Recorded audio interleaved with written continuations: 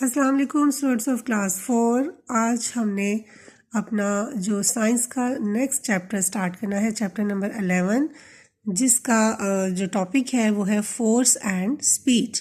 Force کا مطلب ہوتا ہے قوت، سپیڈ کا مطلب ہوتا ہے رفتار۔ فورس اینڈ سپیڈ کے بارے میں یہ چیپٹر ہے۔ آپ کو پتہ ہے کہ جب ہم کسی چیز کو کھینچنا ہوتا ہے یا کسی چیز کو دھکا دینا ہوتا ہے تو ہم کیا استعمال کرتے ہیں؟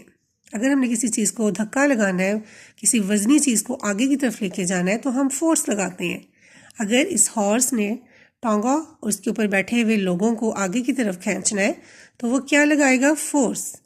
اس کے علاوہ جب ہم کسی چلتی ہوئی چیز کو روکنے کی کوشش کرتے ہیں تب ہم کیا کرتے ہیں؟ کیا لگاتے ہیں؟ ہم اپنی فورس استعمال کرتے ہیں، قوت لگاتے ہیں۔ تو قوت لگانے سے ہم جو چلتی ہوئی چیزیں ہیں، آبجیکٹس ہیں، موونگ آبجیکٹس ہیں، ان کو روک بھی سکتے ہیں اور رکی ہوئی چیزوں کو چلا بھی سکتے ہیں۔ اس کو ہم کہتے ہیں فورس۔ تو فورس کی آج ہم نے ریڈنگ کرنی ہے، دیکھنا ہے کہ what is force. Pushing and pulling is a part of our daily life. For example, a hawker pushed his cart to move it from place to place. کہہ رہے ہیں کہ پش کرنا، پل کرنا، فورس لگانا، یہ ہم روز اپنی زندگی میں دیکھتے ہیں۔ مثال کے طور پہ ایک ٹھیلے والا جو ہے وہ اپنے ٹھیلے کو آگے کی طرف حرکت دینے کے لیے کیا کرتا ہے؟ فورس لگاتا ہے، اس کو ایک جگہ سے دوسری جگہ لے کے جاتا ہے۔ A horse pulls a tonga to move the people. اس طرح ایک جو گھوڑا ہے وہ ایک ٹانگے کو کھینچتا ہے طاقت لگا کے اور لوگوں کو موو کرواتا ہے۔ Similarly, a bicycle moves when you push its pedals. اسی طرح جب آپ بائی سائیکل کے پیڈلز پر پش کرتے ہیں، فورس لگاتے ہیں تو وہ آگے کی طرف چلتی ہے۔ Sometimes push or pull is also applied to stop the moving object.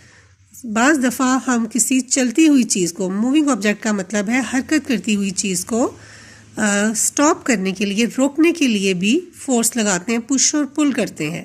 Moving object کو روکنے کے لیے بھی ہم کیا کرتے ہیں؟ فورس لگاتے ہیں۔ پہلے تو ہم نے رکی ہوئی چیزوں کو کی ایگزامپل انہوں نے بتائی کہ جو رکی ہوئی چیزیں ہیں، وزنی چیزیں، ان کو کھینچنے کے لیے فورس لگائی جاتی ہے۔ آگے وہ کہہ رہے ہیں کہ کسی حرکت کرتی ہوئی چیز کو بھی ہم روک سکتے ہیں پش اینڈ پل کر کے۔